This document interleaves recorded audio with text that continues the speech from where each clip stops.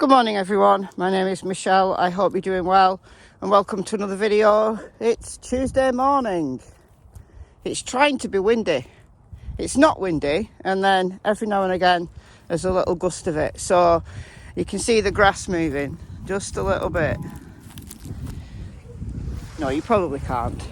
But yeah, if there's wind noise at any point during this video, hopefully it's not too distracting. Before I start this video, just want to say it's a year to the day today that the little Cal City boys, Orin and Orson West, Classic and Sincere, disappeared, went missing from their adoptive parents' home, supposedly. I have got a video prepared to go through that case, but I've not uploaded it yet. I've made it, I've just not uploaded it yet. I can't decide which channel to put it on.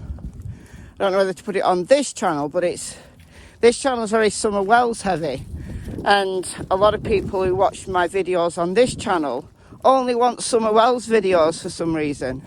So although it's a bigger channel, a video on here about Orin and Orson might not necessarily get watched very much, whereas if I put it on my other channel, Michelle Walks, link in cards there, and there's a link in the description box of all of my videos to Michelle Walks. That's my other channel where I cover like a range of cases over there, so it's a more generic audience.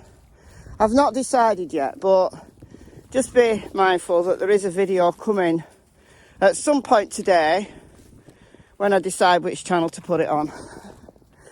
Alright, so in this video I want to talk about something that I haven't mentioned for a while in relation to the Summer Wells case, but I watched Chris McDonough last night on Josh's channel, The Lab. I'll leave a link to it in the description box. And it was interesting, it was a good show. And there was something there that I hadn't forgotten about it, I just put it out of my mind. You know, the case has been going on for 6 months now, and there's been a lot of interviews, a lot of new information.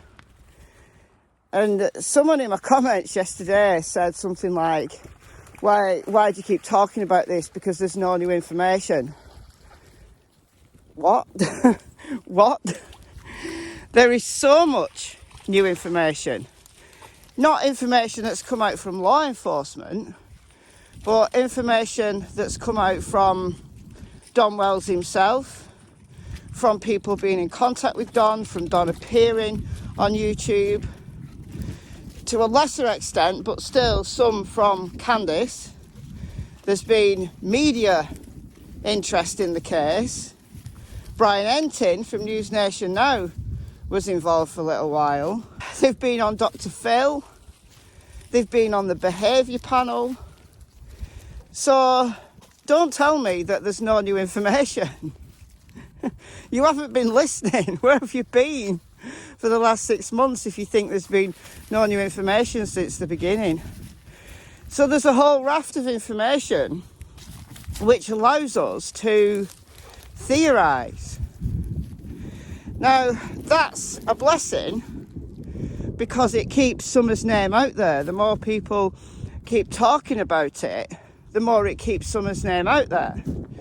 You know, less controversial cases that don't have controversial parents, very quickly get forgotten. Such as in the case of 5-year-old Michael Vaughan, who disappeared at the end of July, just a month after Summer, from Fruitland, Idaho. But the police in that case came out quickly and said that they suspect an abduction.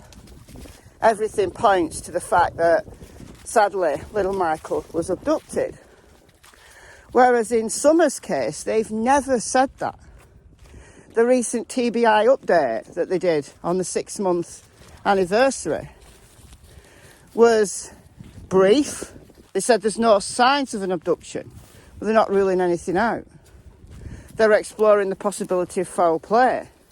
But there's also the real possibility that she just wandered off. So the TBI, in that carefully crafted brief statement, said everything we need to know. That this is an ongoing very fluid investigation. So that's important. It's also a curse, right? The fact that there's lots of interviews, there's lots to speculate on, there's lots to theorise on, because it leads people into theories that have no basis whatsoever in fact, or to chase people down who they think are involved, you know, and go real life on them and stuff like that. It reminded me, listening to Chris and Josh talk, that there are some details that I've talked about previously. I talked about a lot. I've talked about the timeline a lot. I've talked about the possibility that this was... Is that a horse or something? I don't know. I was going to go that way because that way is out of the wind. I feel like I'm walking into the wind as I'm doing this. She's seen it. I don't want her chasing horses. Yeah, it's a horse. She's actually scared of horses, but she'd bark. She'd definitely bark. And then the poor rider is not going to be in a very good position, are they? I know some of you say you like the wind noise. I don't mind it when I listen to wind noise in videos. But when I'm editing videos and there's a lot of wind noise, it does bug me a bit, because I try to make sure that the wind noise isn't as, you know, I try to clean it up a little bit, and sometimes it's impossible to do that. Anyway, yeah, I've talked about the timeline a lot, and I've talked about the possibility that Summer's disappearance was premeditated.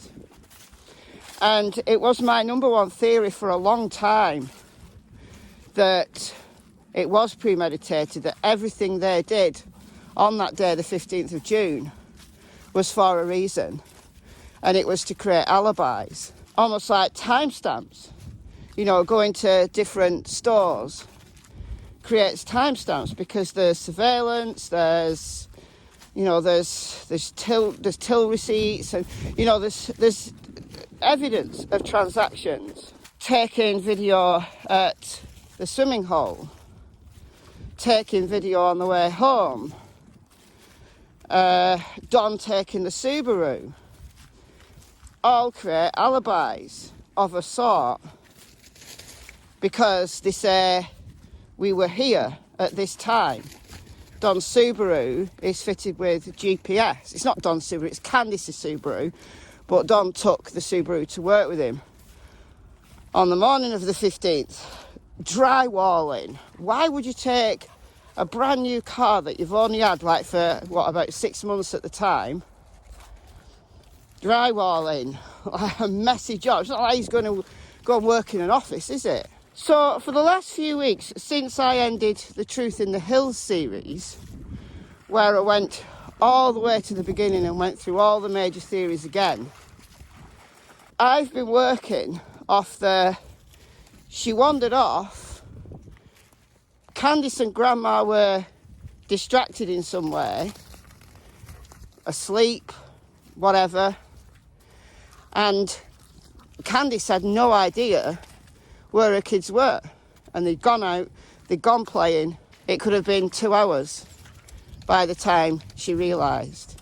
Jodie Sue, who was a neighbour at the time, and I go through all of these details again and again because there's a lot of new people coming into the case.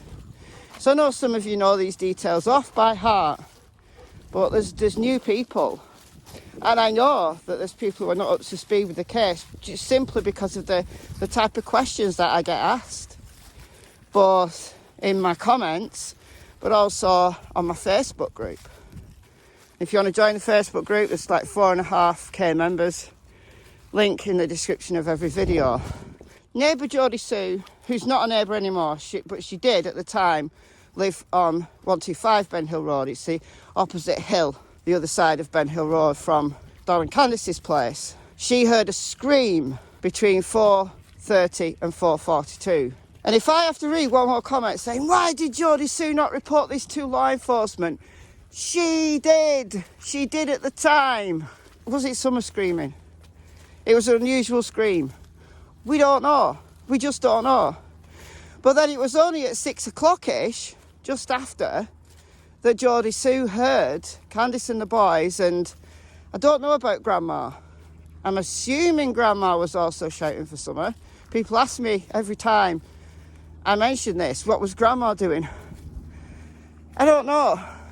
Presumably, she was also shouting for Summer, but I don't know. Maybe she was still asleep.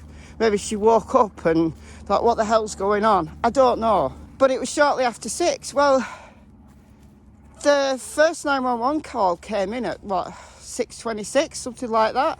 Yeah, 6:26. It's only a few minutes later. And the dispatch call, shall I play it? Yeah, I'll play it. I'll play it here. Listen to the dispatch call. Being around for 110 Ben Hill Road off of East Creek should be the first residence on your right. Reference to a missing 4-year-old. The parents have called in and advised that the mother had went for a walk, came home, now they can't find her. They've been yelling for her. She's been gone for about 10 minutes now. Played it before, but it's useful just to say this is what Hawkins County Dispatch told their officers. Mother went for a walk now. I think that's just a misunderstanding. I think what the dispatch should have misunderstood is that Candice walked to Grandma's camper. Well, it's only like 30 feet, 40 feet, something like that. But she'd only been missing 10 minutes when they made that call. 6:26, so what's that, 6:15. She'd only been missing 10 minutes. So they'd had a look around for her. Maybe they'd already searched the house by the time Jodie Sue heard them shouting. But Candice sent the boys down to the creek to search. And when Don got home, he went to the creek. As if the boys had said, and we don't know what the boys have said. This is another frequently asked question. What have the boys said? We don't know what the boys have said. We don't know what the boys have said. We don't know because they're minors. They're in protective custody. Don and Candice have a gag order. They're not allowed to talk about the boys. And also, they're not allowed to talk to the boys. You know, they have, visitation rights. They're not allowed to talk to the boys about Summer. Even though Don has come out blatantly on an interview and said he tried to talk to one of the boys about Summer and he can't, and he was fuming about it. He can't because there's a gag order. Why is there a gag order? Because the boys' testimony is crucial to the investigation. The boys were there, 3 little boys, aged 12, 11 and 9 at the time. Now, people have said, well, if the boys have said something different to Don and Candice, why don't they arrest Don and Candice? Why don't they arrest whoever it is that the boys have implicated? Well, this is the thing that was discussed with Chris and Josh. If they arrest whoever now, if they arrest Candice now for, let's say, child neglect, because the boys have said that Candice was asleep and they'd gone out playing, or something to that effect, and law enforcement think that they could bring a charge of child neglect against Candice, well, that's a lesser charge compared to... What's she got? It's a can. Weird. It's a lesser charge compared to what could possibly have happened to Summer. You know, worst case scenario, Candice, Don, Grandma, someone had actually willfully murdered Summer. That's worst case scenario. Now, I don't believe that's happened, but law enforcement have got to keep an open mind. Once they arrest someone, the clock starts ticking towards answers. The clock starts ticking, but importantly, right, the DA's office, the prosecution, law enforcement have to share everything with the defence. From that point on, once there's a charge made, the defence has to be kept abreast of everything. They have to see everything. Right? If anybody's been watching the Barry Morphew case, there was wranglings earlier on in preliminary hearings and stuff that the defence weren't getting information from the DA's office in good time. And it was a whole big thing. That's how problematic it becomes. So the longer they can leave it, you know, they can keep the boy's testimony in the bag whilst they develop more leads and they develop a watertight case, the better for them, because they don't have to share that investigation with any possible defence team if whoever is charged and they refuse to confess. So it would head towards trial. Candice could be arrested now. She could be arrested now for giving alcohol to a minor to age. She could possibly be arrested now for child neglect. But those are lesser charges compared to what could possibly have happened. And something interesting that was said on Chris and Josh's stream is that law enforcement have got all the time in the world. By this point, 6 months on, it's highly likely that they're not looking for Summer being alive. It's always possible, there's always that possibility, right? You know, kids have gone missing and have turned up years later or months later. You know, look at Elizabeth Smart, for an example. The longer this goes on, the more theories there are about, you know, Summer's been whisked away to protect her from Don, etc., etc., etc. Now, anything's possible, but I think, realistically speaking, law enforcement are working off the premise that if Summer's body is ever recovered, and I sincerely hope it is, you know, that this is a deceased person. So they've got all the time in the world. They know where Don and Candice are. You know, Don's larger-than-life personality on YouTube, you know, he's taking a bit of a hiatus. But he'll be back. He'll be back. You know, he's got his PR team and stuff, you know, probably telling him to keep off YouTube. But, you know, he'll be back. You know, that they know where they are. So they can take their time and build up a watertight case. They're also working off the possibility that, unfortunately, Summer's body's never going to be revealed. It's never going to be found. And that adds an extra complexity to the situation. Because if Summer's body is never found, there's no proof that she died. But the longer she stays missing, there's also no proof that she's alive. But it's a little bit more difficult than in, for example, the Barry Morphew case or the Larry Miliete case, where Suzanne and Maya are adult women. If they were alive somewhere, if they just, you know, run away, let's say, and they didn't want to be found, the chances are an adult is going to leave some kind of trace. They're going to leave some kind of an electronic trace, like banks or phones or stuff like that.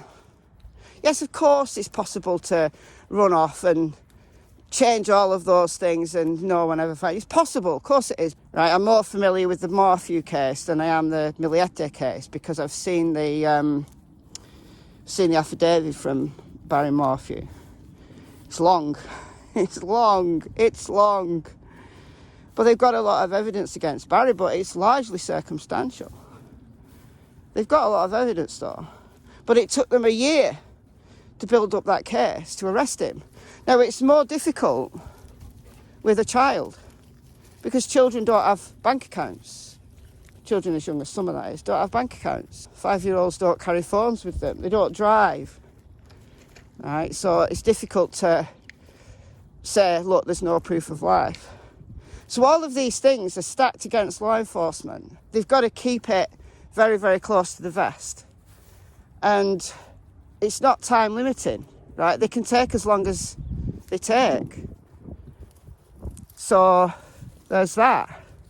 Now, the other thing that came up, and this is the thing that I'd forgotten whilst I've been talking about the possibility that she wandered off and maybe someone abducted her from the creek area, which is much more open. A detail that I've talked about at length previously. Was Don at work? Where was Don? Now, Don insists that he was at work all day. He thought he'd left at 5:30, but he now knows he can't have been 5:30, but he's not sure. You know, none of them are good with time. I put this in a little video. It was something from Ziggy's channel. I'll leave a link to it in the cards. Please do go and watch it. It's only a few minutes long. Don was on panel with Jenna. Now, Jenna is the person, I know a lot of you don't believe Jenna, and I'm neutral.